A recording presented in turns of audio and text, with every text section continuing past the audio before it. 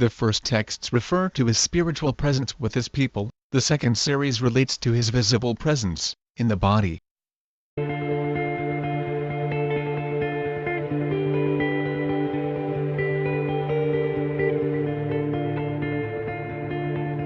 The Lord's Supper was instituted on the evening following the 14th day of Nisan, at the legal time of the Passover.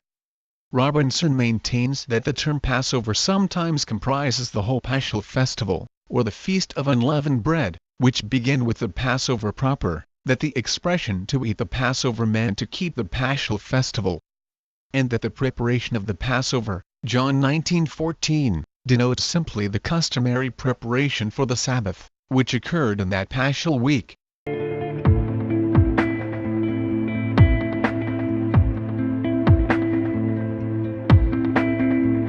When we take into consideration the fact that inspiration has reference primarily to ideas rather than to words, and that, in each of the above cases respectively, the fundamental idea is, notwithstanding the variations of phraseology, carefully and distinctly preserved, these and similar instances furnish no real difficulty whatever. As is observed by Professor Barrows, it is manifest that the writers of the New Testament are not anxious about the verbal accuracy of the word cited.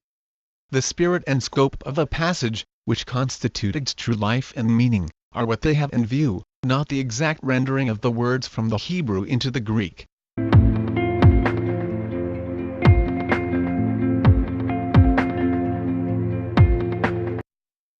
Many commentators note that cocks are accustomed to crowing twice, at or near midnight, and not far from daybreak.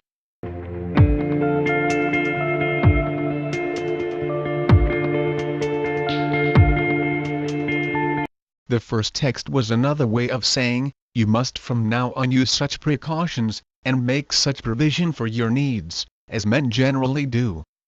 Alford, the saying is both a description to them of their altered situation with reference to the world without, and a declaration that self-defense and self-provision would from now on be necessary. The second quotation was a warning to Peter against a seditious or rebellious use of the sword against rulers, rebellion against regularly constituted authorities, together with private, extrajudicial revenge, may be all that is contemplated and prohibited here.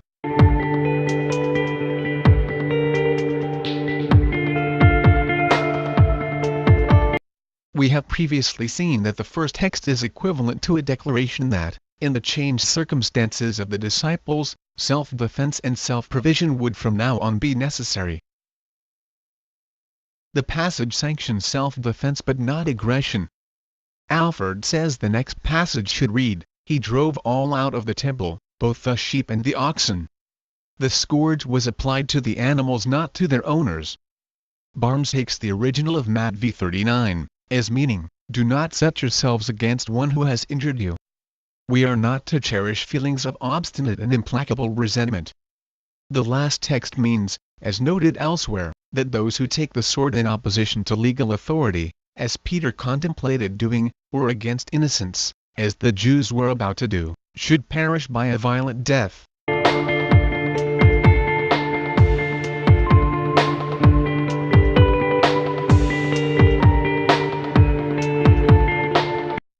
The context puts it beyond doubt that Hosea speaks of false swearing.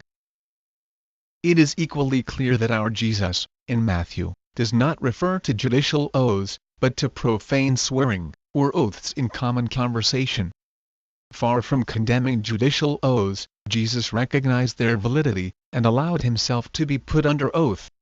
When the high priest said to him, "I adjure you, put you under oath, cause you to swear by the living God that you tell us," Jesus submitted to be thus sworn, and responded to the solemn obligation.